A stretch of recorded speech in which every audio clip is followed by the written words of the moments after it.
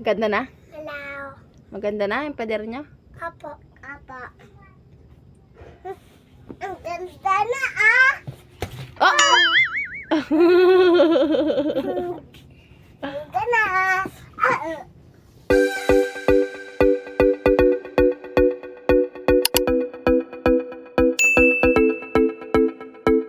Hello, hi mga Nay! It's been a while since nung huling post ko ng aking long videos. Hindi kasi ako makapag voice over dahil dito sa mga kalat na to. Oh no!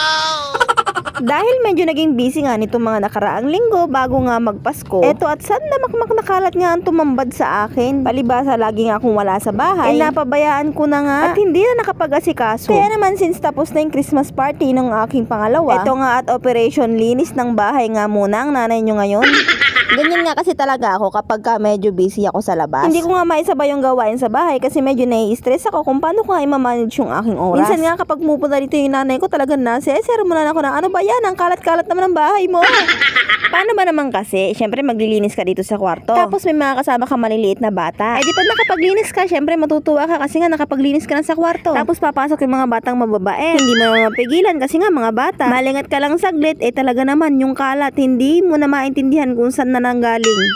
Nakalinis ka na, tapos may kalat na naman ulit. Di magliligpit ka na naman ulit. Diyos mio, paano ka nga matatapos kung kakaligpit mo pa lang may kalat na naman? Siyempre paulit-ulit, hindi ka na makalabas. So ito nga ang una ko nga ginawa, inilis ko nga muna tong mga nakasampay at saka yung mga tambak kong 2pm. Ay nako, oho, yan pa ho yung huli kong laba. At hindi ko na rin alam kung kailan ako huling naglaba. Hindi ko nga kasi maipush na tupiin lahat. Gawa na yung aming drawer nga puno na. Wala na nga ako mapaglagyan ng mga yan. Kaya ang naisip ko tambak na lang muna dyan. Kasi kako kapag ka nagawi ako ng palengke, bibili o kaya hihingi ako ng mga karton na malalaki para nga paglagyan ko ng mga damit. At dahil hindi naman ako magiging busy sa mga susunod na araw, naisip ko nga i-makeover itong aming kwarto. Actually, December 19, pagkatapos ng Christmas party ng aking pangalawa sa daycare, maaga ko nga inumpisa ng pagliligpit at pag-aayos dito. Kaya lang ngayon, December 28 ko pa lang siya naisip i-voice over. Ay oho, mula nung December 19 sa dami ng mga pinaggagawa ko napuno na naman nga yung aking gallery. Wala na naman akong space para nga mag-record ng mga bagong video, kaya naman ito at i-voice over ko na nga itong mga na-stock na mga videos dito. Tinanggal ko na nga yung matagal-tagal na rin nakalagay na kurtina sa pader namin. Wala kasi akong ibang pangpalit at iisa lang siya, kaya naman sa sobrang tagal niya nakalagay dyan malapit na nga siyang mangitim sa alikabok. At kung nagtataka kayo kung bakit hindi ko pa inaalis yung mga sapin sa higaan bago nga ako nagligpit, yun ay dahil wala nga akong paglalagyan. Gagawa nga muna ako ng patungan nila bago ko nga sila mailigpit dahil yung kwarto namin medyo may kaliitan. Kaya naman inisip kong mabuti kung paano ko nga siya malalagyan ng lalagyanan para medyo makasave ako ng space. At dahil wala pa akong extrang budget para nga bumili ng kurtinang pampalit, hayaan ko na nga lang munang walang kurtina itong aming bintana. Meron naman siyang harang na yero kaya okay na muna yan pansamantagal. Inalis ko nga lang muna lahat ng kurtina nang inilagay ko. Nilagyan ko ngayon ng kurtina kasi nga yung pader, kapag nasasagi, nalalaglag nga yung mga alikabok. Yung mga parts ng hollow block na nalalagas kapag nasasagi siya. Lalo na yung mga bata kapag nagaharutan talaga naman naglalaglagan talaga yung mga buha-buhangin. Ipapatong ko nga pala dito sa space na to yung tabla nung aming folding na lamesa. Nagkabali-bali na nga kasi yung bakal na paa niya, kaya nga tinanggal ko na lahat para magamit ko nga itong tabla at magawa ko nga lagayan ng mga foam. Medyo nagkakarambola nga kasi kami ng panganay ko kapag kaligpitan na dahil nga walang nalagyan ng kumot at unan. Ayaw naman niya sinupin sa isang gilid yung mga foam dahil nga ginugulo rin ng mga kapatid niya. Napipikon kapag nailigpit niya na tapos nagulo na naman uli. Syempre, liligpitin niya na naman uli. O diba, he knows the struggles na din.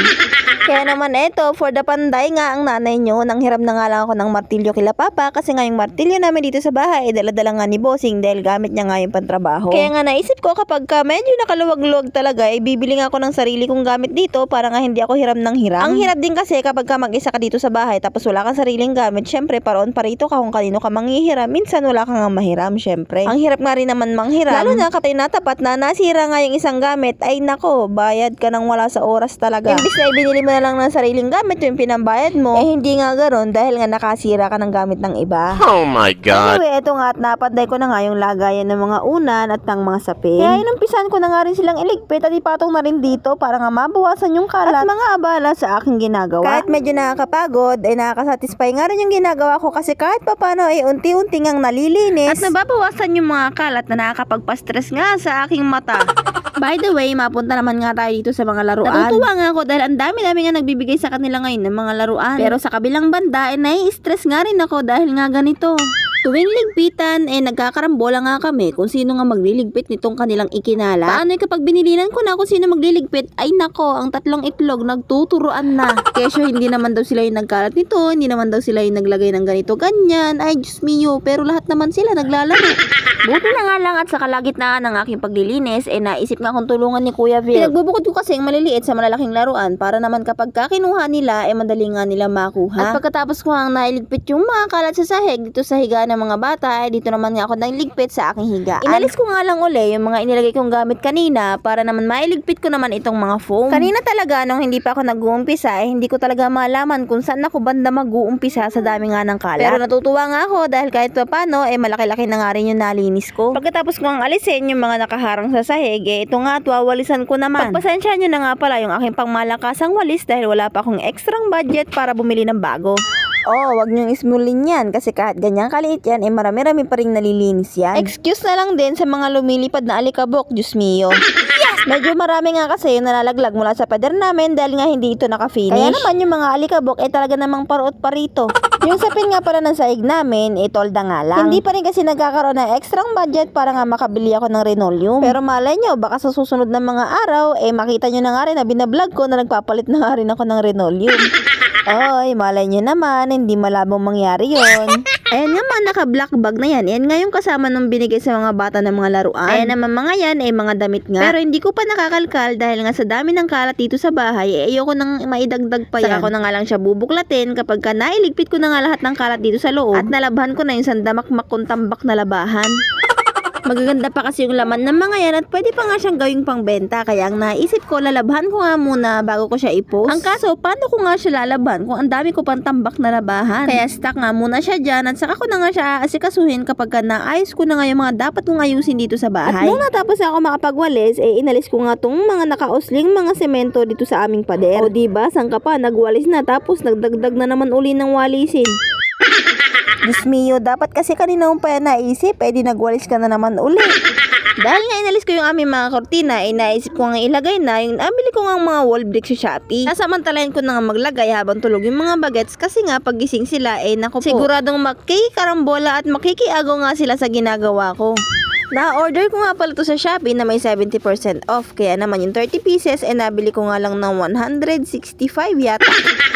Basta hindi na ako sigurado kasi naman ang tagal na niya nakastock dito sa bahay, hindi ko nga maikabit-kabit dahil wala ngang time para makapag-ayos dito sa loob ng bahay. Nung una-una nga, naaliw lang akong panoorin yung mga nanay na vlogger na nagkakabit nga ng mga ganito. At nakita ko nga na pwede pala to sa mga hindi nakapinish na pader. Kaya naman nung nagka-extra nga, talaga namang pinilit ko na nga mag-order para dito sa higaan ng mga bulinggit. Yung una ko nga nakita sa vlog ng aking tita, yung wallpaper nga lang na kinakabit. Kaya nung nagtanong nga ako kung magkano niya yung nabili, ang inirekomenda nga niya sa akin ito ngang wall bricks. Kasi daw mas madikit to kumpara sa wallpaper. At nung kinakabit ko nga siya, medyo nag-struggle nga ako sa pagkakabit dahil nga hindi pantay-pantay. Kaya naman inaalis ko nga siya ulit sa pagkakadikit para nga ayusin. At katulad nga ng pagkakasabi ni tita, madikit nga talaga siya. Kasi naman kahit alisin ko tapos ikabit ko uli, talaga naman dikit na dikit pa rin siya sa pader kahit nga hindi naka-finish. Inabot na nga rin ako ng dilim sa pagkakabit ko nitong mga wall bricks. At sakto naman kapag katapos ko magkabit, nagising na nga rin itong mga bulinggit. At tuwan-tuwa nga sila nung makita nilang ganito nga yung nakalagay sa kanilang dingding. Hindi na nga daw sila mauuntog, kaya naman tinesting nga nila yung mga ulo nila dito sa pader.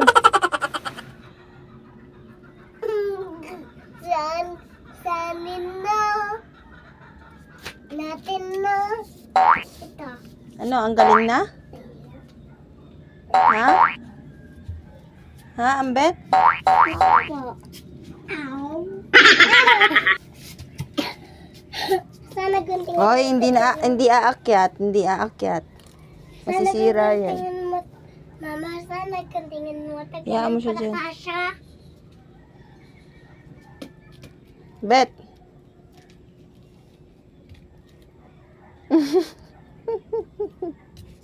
Pagkatapos ko nga naikabit yung mga wall bricks, pinunasan ko nga itong aming sapin kasi nga medyo may mga alikabok. Para kapag nilatag yung mga foam at yung karton, hindi nga ganun karami yung alikabok. Maigi na nga rin na kahit papano may wall bricks yung pader. Kasi para kahit anong likot nila kapag ka natutulog, hindi nga magkalaglagan yung mga alikabok. Maigi na rin yung may ganyan, pansamantagal para nga maganda ring tignan at maliwalas din yung kwarto. Ito nga at aliw na aliw at tuwan-tuwa na naman nga itong mga bulinggit sa kanilang mga nakikita.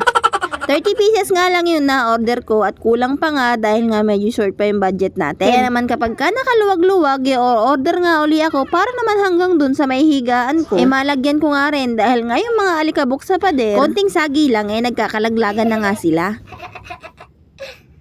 Ganda na? Hello. Maganda na yung pader niya? Apo. Apo.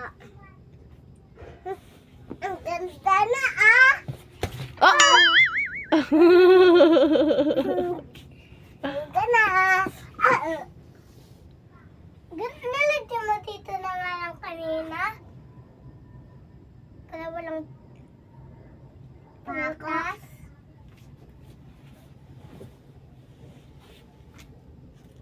Oh!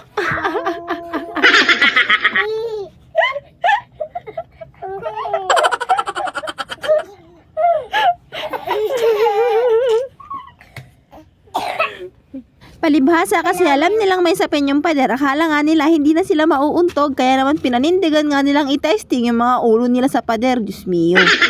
Nung nakatulog nga yung mga bulinggit, eto nga at nilagay ko nga yung damitan ni Bossing dito sa may ilalim ng lagay ng mga unan at lalagyan ko nga uli siya ng tabla para nga pwede siyang paglagyan ng mga karton na may laman ng damit. At habang hindi pa ako nakakahingi ng mga karton na lalagyan ng mga damit, ito nga munang mga lalagyan ng mga laruan yung ipinatong ko nga dito. Gabi na at marami pa akong hindi natapos kaya naman magkakaroon pa to ng part 2. Hanggang dito na nga lang po. Thank you for watching.